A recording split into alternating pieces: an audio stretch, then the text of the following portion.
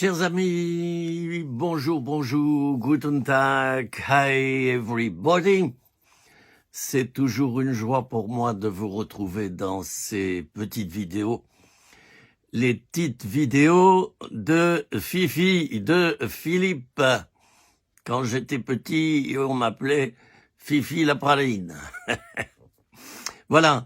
Eh bien, nous allons passer un petit moment de méditation, de réflexion, et le thème que j'ai choisi aujourd'hui est tellement important. Et je vais en donner un petit peu le résumé au début. La parole de Dieu, la Bible, est le mode d'emploi de la vie chrétienne, vous le savez. Qu'en faisons-nous? Qu'en faisons-nous? Il y a plusieurs manières de lire un texte. On peut le lire d'une manière distraite. Puis on se dit, oui, c'est bien ça, oui. Ou bien alors, on va le lire d'une manière plus attentive et se dire, bon, foutaise, c'est n'importe quoi. Et puis aussi, on peut le lire d'une manière très attentive et se dire, ça a du prix pour moi, ça a de la valeur. Voilà un écrit profond. Et il faut que j'approfondisse son sens. Mais il n'y a pas que cela. On peut avoir trouvé dans la Bible la source de la vie. On peut avoir trouvé dans la Bible des recettes, des solutions. Mais il ne faut pas que ça en reste là.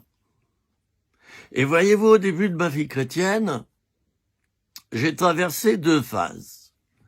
Cette phase où je m'attachais à Jésus comme à une puissance au-dessus de moi. Je l'avais rencontré par le Saint-Esprit qui était rentré en moi avec fracas. J'avais rencontré Dieu. Vous savez que Dieu est en trois personnes, le Père, le Fils, le Saint-Esprit. Le Saint-Esprit était descendu en moi et m'avait fait découvrir Jésus, lequel m'a amené au Père. Ça a été dans ma vie trois expériences différentes, non seulement au niveau de leur genre, mais au niveau temporel. Les trois expériences ne se sont pas faites en une fois. Je vous invite d'ailleurs à faire ces trois expériences. La rencontre avec le Saint-Esprit, qui est l'Esprit de Dieu. La rencontre avec Jésus, qui est le Fils de Dieu. Et la rencontre avec le Père, qui est le Créateur. Celui qui a tout créé, l'infiniment petit et l'infiniment grand.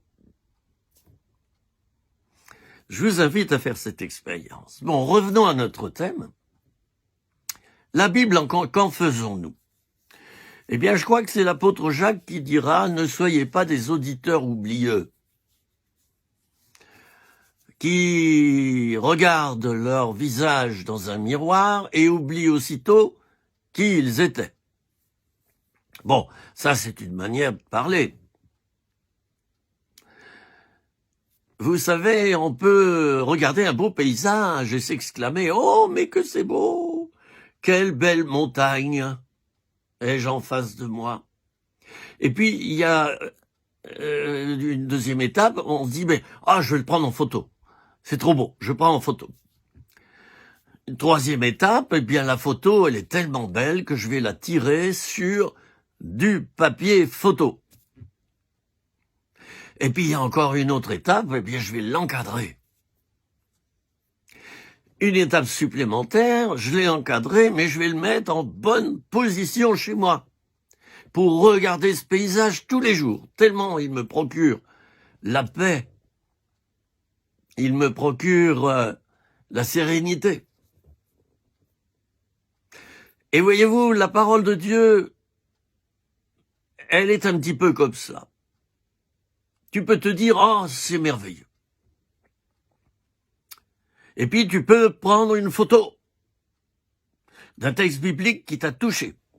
Prendre une photo, c'est-à-dire mémoriser ce texte. Ou alors, tout simplement, recopier ce texte dans un fichier, format A4, et puis tu tires la feuille et tu la mets chez toi. Et puis ça va beaucoup plus loin. Tu peux aussi, chaque jour, regarder ce verset que tu as imprimé et affiché au mur, bien en vue. Et il y a une étape supplémentaire, c'est celle de s'attribuer le verset à soi, c'est-à-dire de rentrer dans une mise en pratique. La mise en pratique, en ce qui me concerne, de ce beau paysage qu'un jour j'ai découvert ici, dans mon bled, dans mon village, dans les monts du Lyonnais, où je suis venu 2 fois en vacances, alors que j'habitais à 40 km vers Lyon, à Villeurbanne. Eh bien, la mise en pratique, ça a été quoi? Ça a été que, en effet, j'ai pris des photos de ce village, j'ai pris des photos du Mont Blanc, qu'on voit depuis ici, de toute la vallée du Rhône. Et non seulement ça, mais je me suis, en quelque sorte, pénétré de ces paysages, de ce lieu, en me disant, j'aimerais bien le faire mien. Et puis une lettre est arrivée qui me confirmait que le propriétaire de mon appartement à Villeurbanne voulait reprendre son appartement pour le vendre. Je devais donc partir sous 6 mois. Ça a été une tuile pour moi au départ.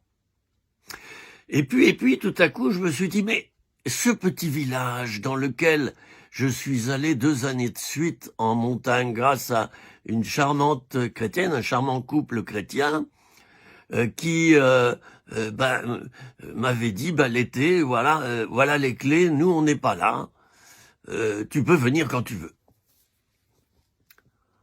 Eh bien, voyez-vous, tout de suite après avoir reçu cette lettre de mon propriétaire, qui m'invitait donc à déménager, et j'ai réfléchi, je me suis dit, voilà, Philippe, tu vas prendre ta retraite, qu'est-ce que tu aimerais faire? Et là m'est revenue cette image, c'était à Vézelay. Pour ceux qui connaissent la basilique de Vézelay, elle est très connue. À Vézelay, j'avais vu une petite sœur dominicaine qui avait loué une petite maison là-bas et toute seule. Elle vivait en priante. Elle ne faisait que prier, seule. Je me souviens, cette maison, elle était sans confort. Il y avait une cuisinière, elle mettait des bûches dedans, ça sentait bon le bois brûlé. Et elle vivait pauvrement, humainement, mais tellement riche d'une manière spirituelle. Alors j'avais quel âge? 22 ans. Et à l'époque, j'avais été frappé par cette paix qui émanait d'elle. Et je m'étais dit, j'aimerais tellement vivre cela une fois. Une expérience où je me cache dans une montagne, dans un endroit où il n'y a pas grand monde, et là, j'adorerai le Seigneur. Ça sera mon activité principale, prier pour le monde, adorer Dieu et susciter la bénédiction dans le monde par mon intercession. Voyez-vous, Dieu a exaucé ce vieux rêve combien d'années plus tard? 45 ans plus tard. Donc je reviens à ma lettre commandée où je devais quitter mon appartement et tout à coup, il y a eu comme une fixation en moi où j'ai vu ce village. Et je me suis dit, c'est là que j'aimerais vivre. Seigneur, cependant, non pas ma volonté, mais la tienne. Je passe un coup de fil à cette sœur en Christ qui m'avait prêté sa maison, elle et son mari, 2 années de suite, et je dis, tu pourrais pas voir si dans le village, 280 habitants, il y aurait pas par hasard une petite maison à louer, une petite villa. Elle me dit, mais pas de problème, j'irai voir l'ancien du village, s'appelle Doudou. Et puis là, eh bien, lui, il connaît tout. C'est l'agence de renseignement. Il avait 82 ans à l'époque. Il en a 84 maintenant. Bientôt 85. Alors elle va voir Doudou et Doudou dit, mais oui, juste au mois de mai, là où Philippe doit quitter son appartement à Villeurbanne, il y a une maison à côté de l'église, en face de chez monsieur le maire, à côté de l'église, à 5 mètres de l'église, une magnifique petite église romane, superbe, un bijou. Il y a une maison à louer, qui a été refaite à neuf, qui a une, comment on appelle ça, une isolation très épaisse, puisque c'est un maçon qui l'a acheté. Il l'a toute refaite. Alors je te mets en contact avec lui. Elle me donne son numéro de téléphone, je téléphone. Il me dit oui, en effet, au mois de mai, c'est libre. Je lui dis quand? Oh bah fin mai, peu importe la date. Bah ça m'arrangeait très bien. Alors voyez, du rêve, ou du moins de la contemplation de ce village, je suis passé dans l'action, et je suis passé vraiment dans l'immersion. Et tout s'est réalisé. Je prends rendez-vous très vite avec cet homme, je monte en voiture dans le village, je visite la petite maisonnette, magnifique, exactement ce dont je rêvais, 70 mètres carrés, un loyer très bas, ce qui était nécessaire pour moi, puisque je touche une petite retraite. Et le soir même, je signe. Quelques mois à l'avance, je signe déjà. Voilà, ça, c'est un processus qui aboutit à une mise en pratique et à rentrer vraiment dans quelque chose qui va nous bénir. Alors je prends cet exemple, non pas pour parler de moi, mais pour nous exhorter, moi comme vous. Nous lisons des versets dans la parole de Dieu. Oh, que c'est bien! Je prends l'image de ce beau paysage. Oh, que c'est beau! Alors on prend une photo, et puis on se dit, oh oui, oh là là là là là là. Eh oui. Mais qu'allons-nous en faire? Et voilà la différence, chers amis, sans comparer les chrétiens, certains qui seraient supérieurs aux autres, mais non, on est tous égaux. Voilà la différence entre le chrétien qui met en pratique la parole de Dieu et celui qui en prend connaissance. Il connaît même la Bible par cœur, moi j'en connais, mais il ne rentre pas dans la parole de Dieu. Il ne s'immerge pas dedans. Il ne la met pas en pratique dans sa vie personnelle, quotidienne. Alors c'est cela le thème de ma petite vidéo. Nous lisons la Bible chaque jour. Qu'en faisons-nous, chers amis? Alors, j'ai sélectionné quelques petits versets. Je vous invite à lire dans la première épître de Pierre. Et au passage, je fais coucou à tous mes amis bien-aimés que je connais personnellement, aux autres aussi, bien sûr. Mais à ceux que je connais d'une manière beaucoup plus proche, je vous embrasse et je vous salue. Dans le nom de Jésus, dans le beau nom de Jésus. 1 Pierre, chapitre 2. Vous voyez, je regarde mon petit papier, ici c'est bien ça. Et je vous invite à lire à partir du verset 5. On va lire 2-3 versets comme ça. et on va voir ce qu'on peut en faire.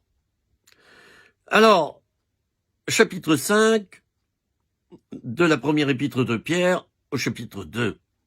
Vous-même, comme des pierres vivantes, édifiez-vous pour former une maison spirituelle, un saint sacerdoce, afin d'offrir des victimes spirituelles agréables à Dieu par Jésus-Christ.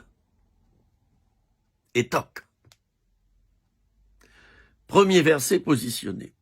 Deuxième verset à partir du verset 9 du même chapitre. Vous êtes une race élue, un sacerdoce royal, une nation sainte, un peuple acquis, afin que vous annonciez les vertus de celui qui vous a appelé des ténèbres à son admirable lumière.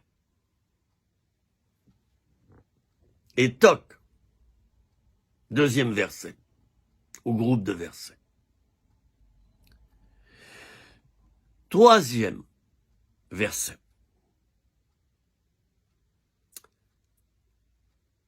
Verset 11.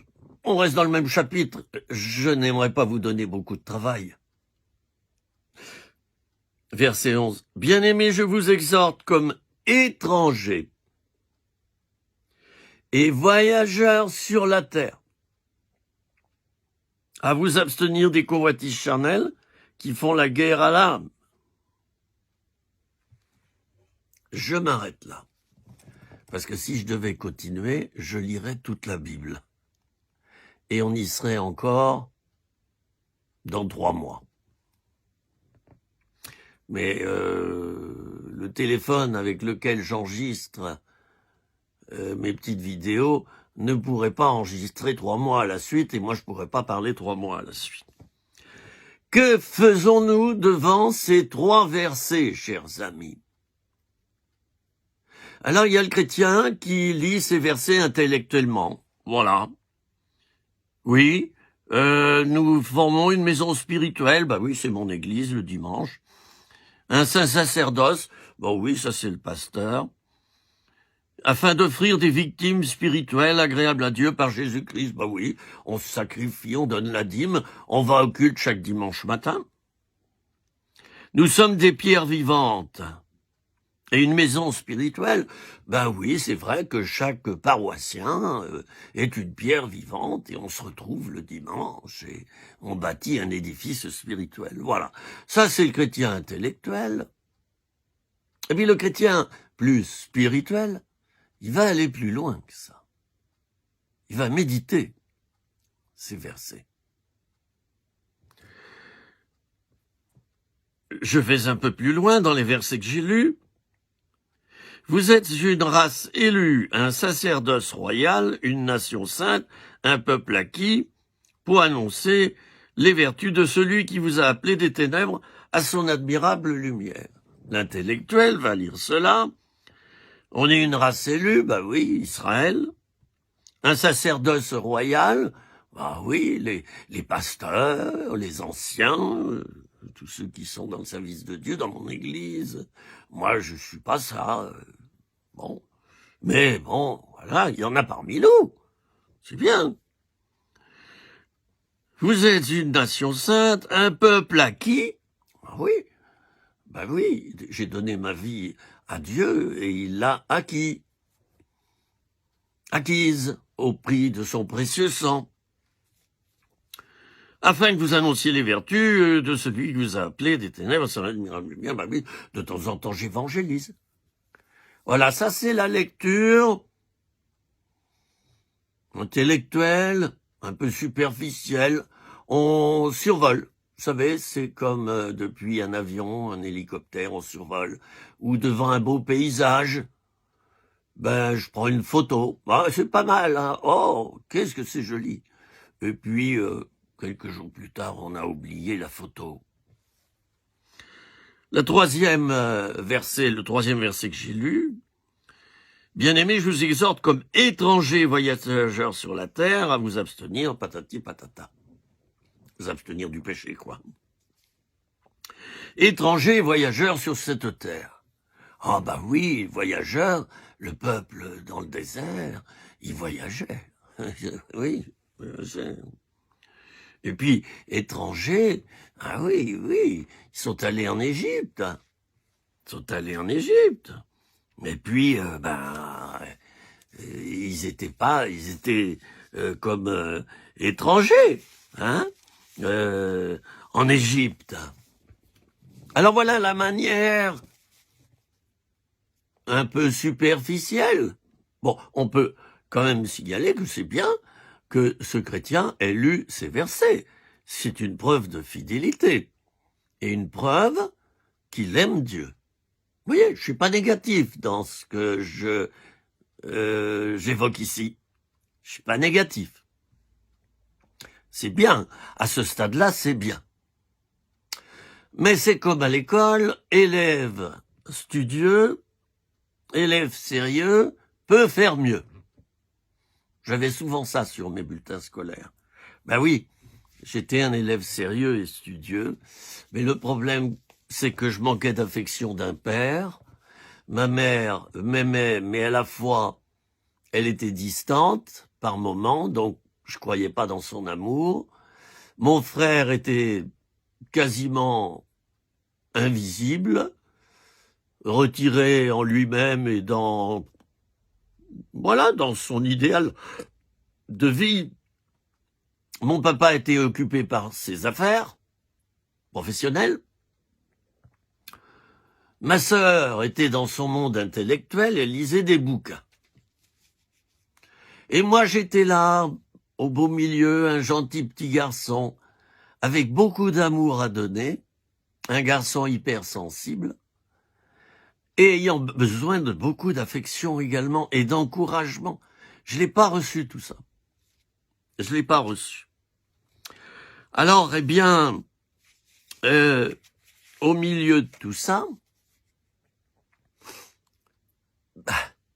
ce qui me manquait, c'était la mise en pratique de la vie. Je n'ai pas pu vraiment vivre dans l'épanouissement et dans l'équilibre. Donc j'ai fait n'importe quoi en tant qu'ado et jeune adulte. J'ai vécu dans la débauche parce que j'avais pas de base éducative, affective, familiale. J'avais pas de quoi vivre, pas de colonne vertébrale, pas de tuteur pour une plante. Alors j'ai grandi n'importe comment, puis j'ai fait n'importe quoi. Et heureusement, je me suis passionné pour mes études hôtelières. Donc j'ai fait 5 années d'études. Et voyez-vous, ma famille, c'était à l'école hôtelière de Paris, où j'étais en internat. Et quand j'entrais chez moi, au Mans, à 200 km, j'avais le sentiment d'arriver dans une institution que je n'aimais pas. J'étais pas chez moi. Chez moi, c'était à l'école, c'était la bande de potes. C'était mes professeurs qui étaient intelligents et doués. Et c'était cette hôtellerie que j'aimais particulièrement. Alors, quant à la parole de Dieu, eh bien, un jour, je l'ai trouvée. Je l'ai lue. Et il y a eu, je le disais, 2 phases dans ma vie spirituelle. La première phase où j'ai lu tout ça, le plus possible. Je me disais, oh, quel bel idéal. Il faut que je tende à cet idéal. Que je tende à cet idéal. C'est comme mon père, il me disait, faut que tu réussisses dans la vie. Mais il m'a jamais dit, il faut réussir ta vie. Vous voyez la différence? C'est subtil. Première phase dans ma vie spirituelle, je me disais, oh, c'est bien. Alors je me baignais, vous voyez. Je me mettais les pieds dans l'eau, mais je n'allais pas plus loin. Mais déjà, le clapotis des vagues, le sel, l'air iodé de la parole de Dieu me faisait du bien. C'était une première étape. Et nous passons tous par là, chers amis. Et puis un jour, je me suis dit, mais je manque de nourriture. je manque. Oui, j'ai pris un biberon de parole de Dieu, mais j'ai besoin de nourriture solide, j'ai besoin de viande. J'ai besoin du plat principal. Et que cette parole de Dieu devienne réalité dans ma vie. Parce que tu peux très bien adhérer à la parole de Dieu, serrer la parole de Dieu contre ton cœur, aimer la parole de Dieu par-dessus tout, mais ne pas rentrer dedans. Ben, c'est comme l'océan. Je reviens d'un séjour au bord de la mer. Il y a plusieurs manières de se baigner. Vous savez, il y a le baigneur timide. Il se met les pieds dans l'eau. Voilà. Et puis, au bout de 20 minutes, il va s'allonger sur sa serviette de bain. Oh, c'était bien. Voilà, il s'est baigné. Il s'est baigné les pieds. Puis il y a celui qui va jusqu'à la taille. Brrr, tout à coup, il a froid. Alors, il se retire. Puis il va se mettre à griller au soleil. Et puis alors, il y a celui qui va aller un peu plus loin, tout doucement. Oh, c'est froid. Et puis alors, il projette de l'eau un petit peu sur lui. Et puis tout à coup, hop, il se met dans l'eau et il nage. Ça, c'est une immersion. Et puis vous avez enfin celui, et c'est pas moi, au niveau de l'eau en tout cas, qui court dans l'eau quand il voit les vagues arriver. Il court et il se jette dans la mer. Ça dure 3 secondes. Nous, les chrétiens, nous avons chacun notre manière de faire. Il y en a qui vont courir dans la parole de Dieu, s'immerger dedans et la mettre en pratique très vite. Il y en a d'autres, ça va être tout petit peu, ça va être un peu timide. Timide. C'est respectable. L'important, c'est d'avancer, chers amis. Cessons de juger ceux qui avancent lentement et de déifier ceux qui renversent des montagnes et avancent très vite et font des miracles. Je vous signale que dans la fable de La Fontaine, mais oui, c'est la tortue qui a gagné. La fable, le lièvre et la tortue. C'est la tortue qui a gagné. Elle a pris des heures pour arriver. Mais ses efforts étaient constants. Le lapin, lui, faisait des grandes enjambées. Allez, 500 mètres. Puis il se mettait dans le talus. On voit les dessins dans les anciens livres des fables de La Fontaine. Je les ai ici. On voit le lièvre dans le... Vous savez, c'est adorable. C'est le lièvre dans le fossé, puis il attend, et puis il dit « Bon, pour cette espèce de tortue », il se moque. Oui, puis il s'est endormi, le lièvre. C'est endormi. Faisons attention aux chrétiens qui vont trop vite, chers amis. Moi, je les repère et je me dis, oh, ça veut rien dire du tout. Ça veut pas dire qu'il est zélé. Et j'admire quelquefois les chrétiens qui vont lentement, mais au moins leurs progrès sont acquis, ils sont scellés, et ils bâtissent sur du solide, sur du roc. Comme disent les Suisses, hâtez-vous lentement. Bien. Alors je reviens à cette parole de Dieu. Je vous ai lu plein de versets là. J'aurais pu en lire quantité d'autres. Par exemple, le Seigneur est mon berger. Psaume 23. Que faisons-nous de cela? Et voyez, je vais pas être très long encore. Mais c'est la pensée que j'ai reçue. Depuis plusieurs jours, ça me travaille. Que faisons-nous de cela? Alors, moi, ce que je vous propose, chers amis, et je vais rouvrir ma Bible si du moins je retrouve mon repère. Je l'ai, le repère. Moi, je vais vous donner un secret. Un jour, j'en ai eu ras-le-bol. Ras-le-bol de quoi? Ras-le-bol de lire la parole, puis de me dire c'est bien, puis je méditais, n'est-ce pas? Voilà. Je ruminais, et puis bon, voilà, je passais à autre chose. J'avais fait un week-end de retraite, et puis ouais, c'est bien, je me suis bien nourri. Mais ça allait pas plus loin. Un jour, j'en ai eu ras-le-bol. Et j'ai fait une révolution de palais. Moi qui étais plutôt de type peureux, craintif, on m'a plus reconnu. D'ailleurs, à l'école hôtelière où je passais un BTS de gestion hôtelière, mes profs m'ont plus reconnu au bout d'un moment. Parce que je devenais moi-même. Je bougeais. J'étais plus le gentil petit Philippe qui cherchait à plaire à tout le monde. Peut-être es-tu comme ça. Tu cherches à plaire à tout le monde, à ne pas choquer. Alors, tu fais toujours ce qui plaît aux autres. Hein. Mais évidemment, tu ne feras pas en faisant comme cela. Le temps va passer.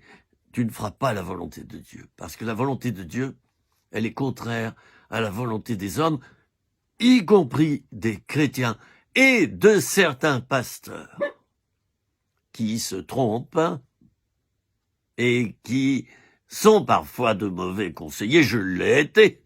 Je jette pas la pierre aux pasteurs. Heureusement qu'il y en a des pasteurs, hein? Il y en a qui sont complètement négatifs par rapport aux pasteurs. Eh oui, mais heureusement qu'il y en a. Et heureusement que certainement une majorité sont de bons pasteurs. On oublie de le dire. Ah, évidemment, il y a la mauvaise herbe, comme partout, comme dans ton jardin. Hein? Tu as des superbes tomates, tu as des superbes légumes.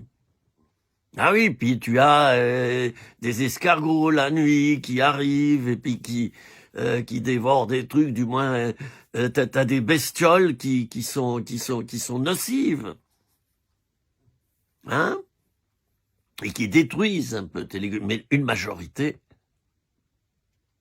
de tes légumes, tu les consommes et ils sont bons.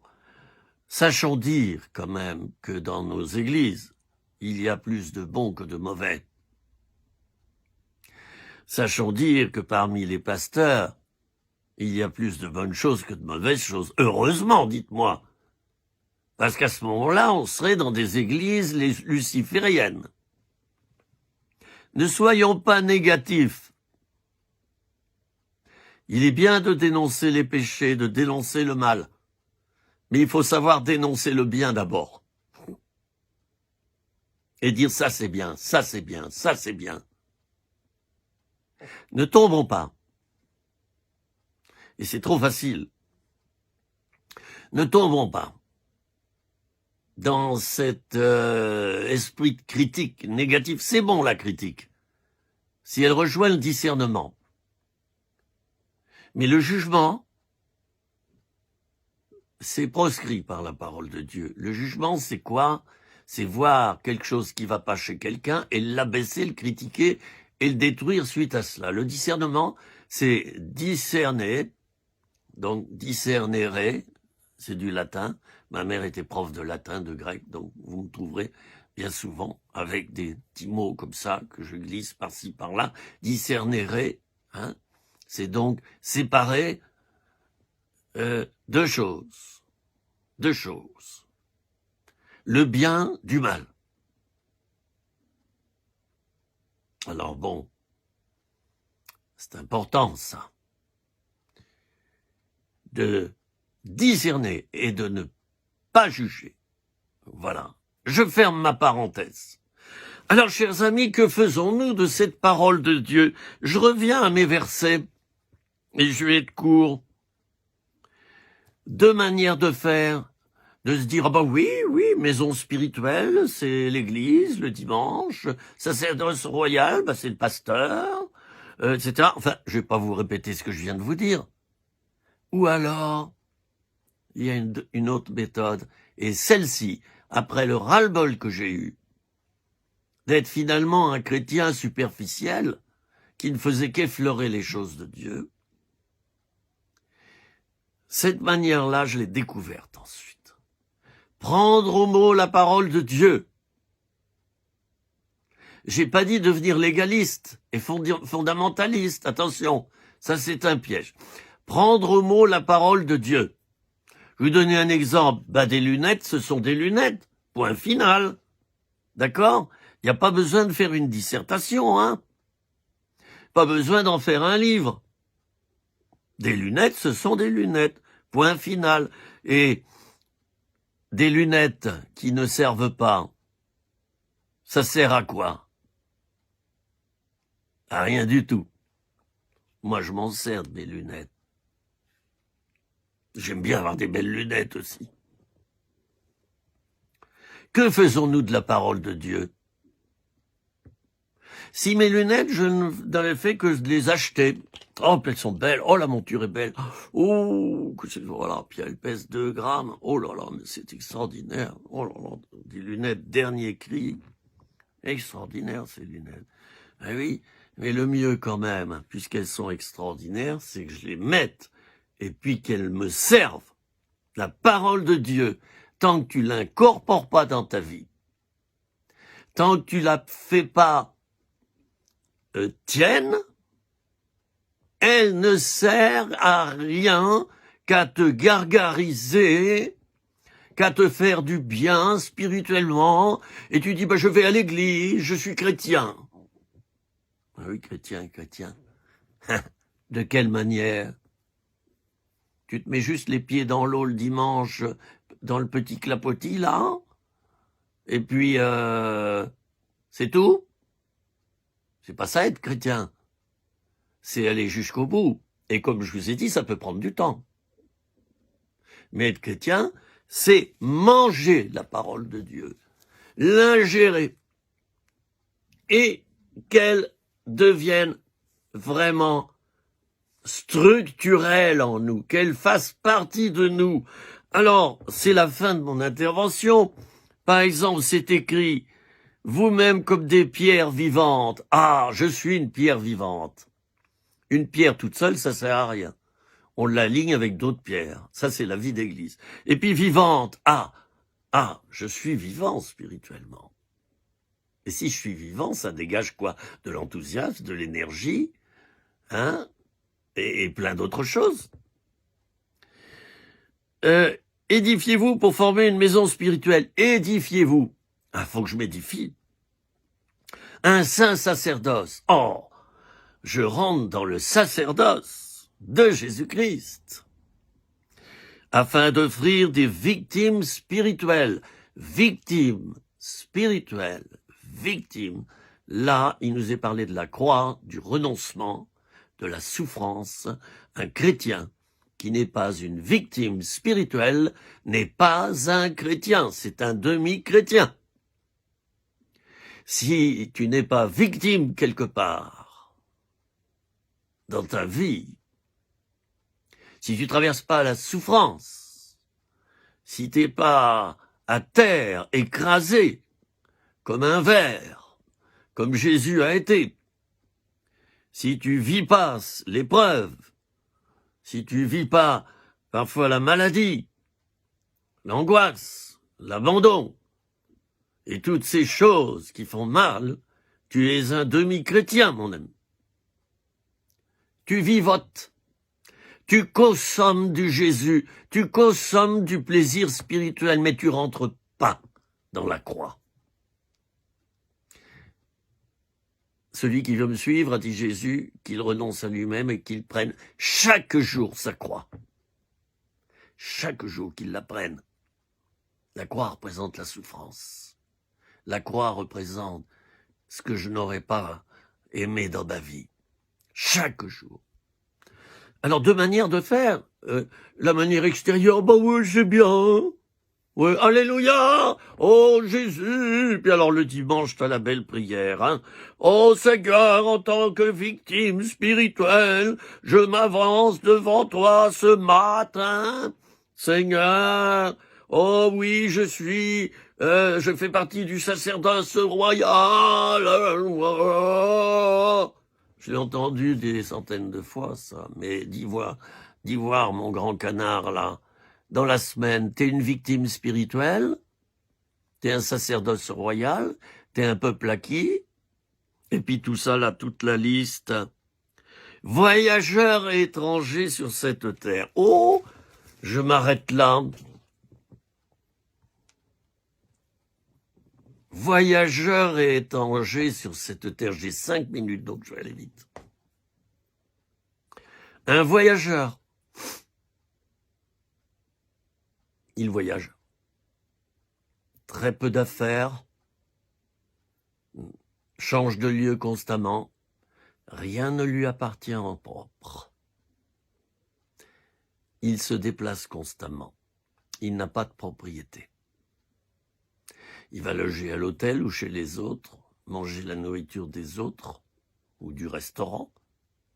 C'est ça le voyage. La Bible te dit que tu es un voyageur. Alors pourquoi tu t'es installé? Moi je vois 95% des chrétiens dont le but est d'avoir simplement une villa et de l'acheter, une belle voiture,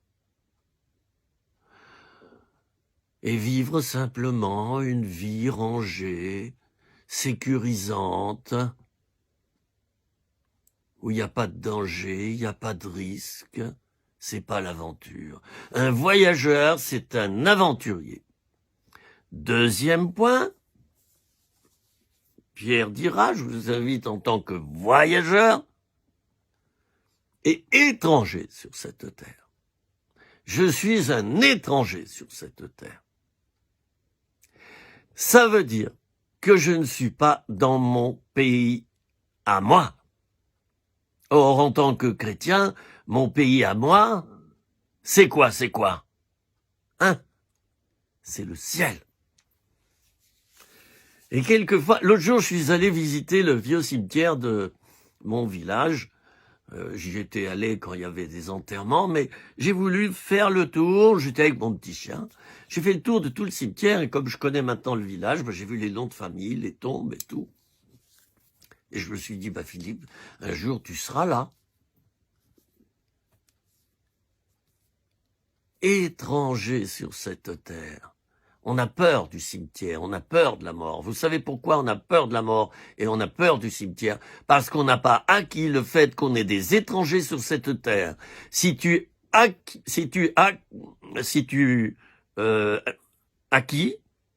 bon, peu importe si je me trompe, hein, si en toi tu as bien acquis, je vais le dire comme ça, non, si tu acquiers, voilà, je voulais dire si tu acquiers. Ça, c'est à mon âge, on a des petits trous de mémoire, hein, mais ça donne du bonnet mental aussi. Hein. Alors, si tu acquiers le fait que tu es un étranger sur cette terre, tu ne seras pas déçu plus tard d'aller au cimetière. Tu sais que tu vas rejoindre ta vraie nation. C'est le ciel. Et si tu sais que tu es un voyageur sur cette terre, eh ben, tu seras pas déçu si t'as pas un logement propre, si t'as pas de biens personnels ou une vieille guimbarde, et puis c'est tout, si t'es pauvre.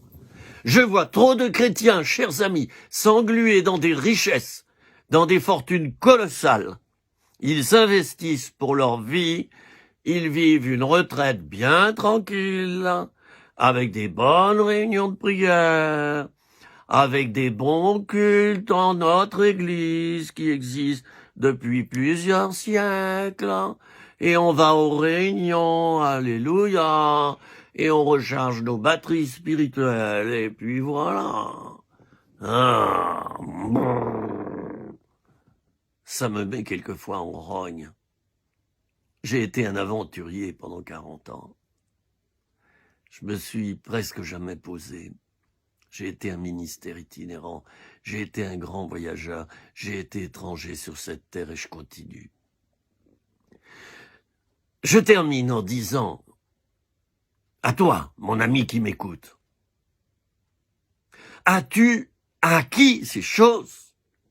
Je suis un étranger sur cette terre, je suis un voyageur sur cette terre. Si tu as acquis ces choses, eh bien quand tu perds tes biens, tu vas pas en faire une dépression nerveuse.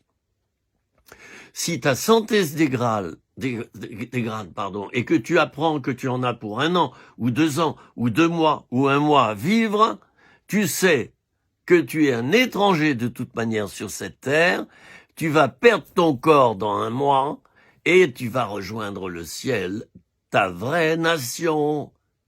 Est-ce que c'est acquis ou pas? Le Seigneur est mon berger, est-ce qu'il l'est ou pas? Jésus est mon Seigneur, est-ce qu'il l'est ou pas? Est-ce qu'il dirige vraiment ma journée?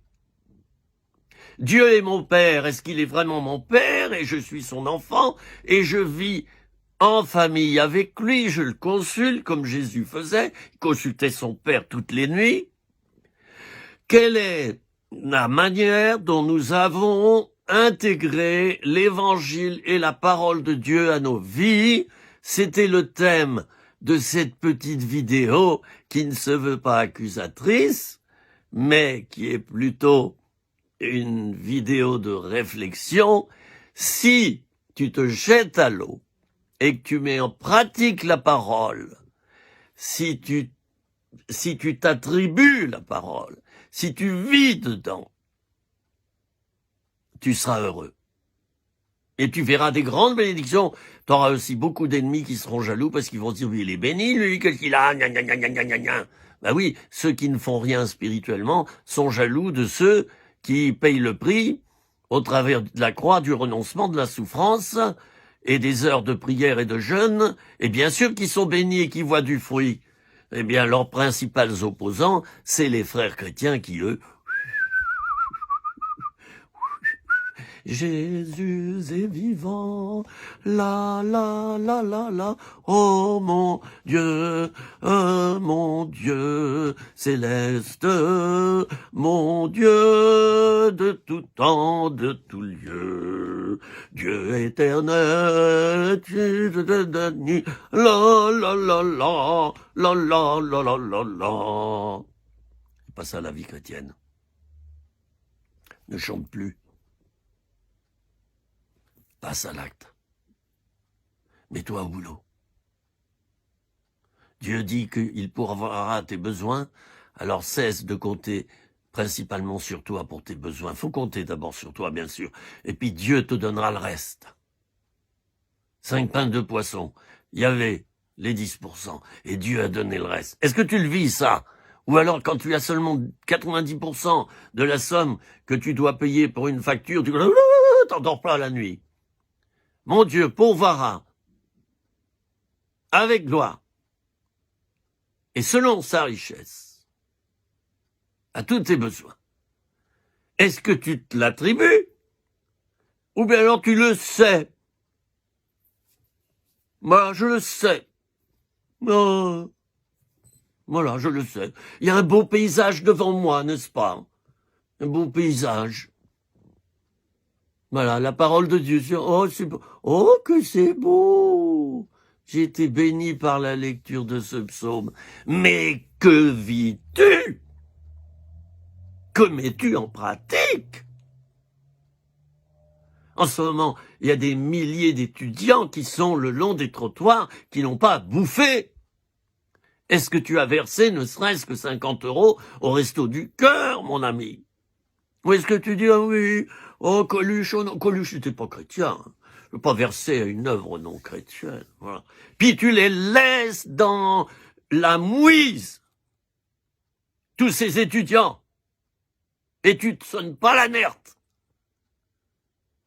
Et quand tu sais qu'il y en a beaucoup qui veulent se suicider, oh Seigneur, bénis les étudiants, ah, au nom du Père, de tout ça, ah, tu les bénis, Seigneur, envoie-leur ceux qui leur donneront leur nourriture. Non! Prends ton portefeuille ou ton chéquier et tu envoies 10 €, 20 €, 50 €, selon ce que tu peux faire. Ça, c'est la parole de Dieu. 2 sortes de chrétiens. Les théoriciens et les praticiens. Je souhaite que tu deviennes un praticien. Ce sont des paroles que je m'adresse à moi aussi, parce qu'à différentes périodes de ma vie, je suis devenu quelquefois théoricien. Seigneur, bénis mes frères et mes sœurs au travers de cette petite vidéo. Oh, je les aime. Si quelquefois j'élève la voix, et si quelquefois je dénonce, je dénonce d'abord en moi. Quelquefois des choses qui n'ont pas été. Bénis mon frère, ma sœur, que cette petite vidéo leur fasse du bien, qu'elle porte du fruit pour ton seul royaume et ta seule gloire au nom de Jésus. Soyez bénis, frères et sœurs, et que vous soyez des passionnés de Dieu, pas seulement en le disant, en dansant et en allant dans des églises où ça bouge comme ça, mais dans le secret, chez vous, en mettant en pratique, en aidant les pauvres, en visitant les malades, les prisonniers. Et vraiment, le Seigneur verra que tu l'as écouté, que tu es rentré dans la pratique. Amen. Je vous embrasse chacun d'entre vous. J'ai été très content de vous retrouver. À bientôt. Réjouissons-nous.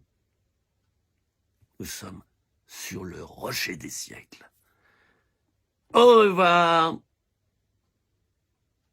À la prochaine. Arrivederci. Je vous embrasse. Et je vous aime. Et ce ne sont pas des mots.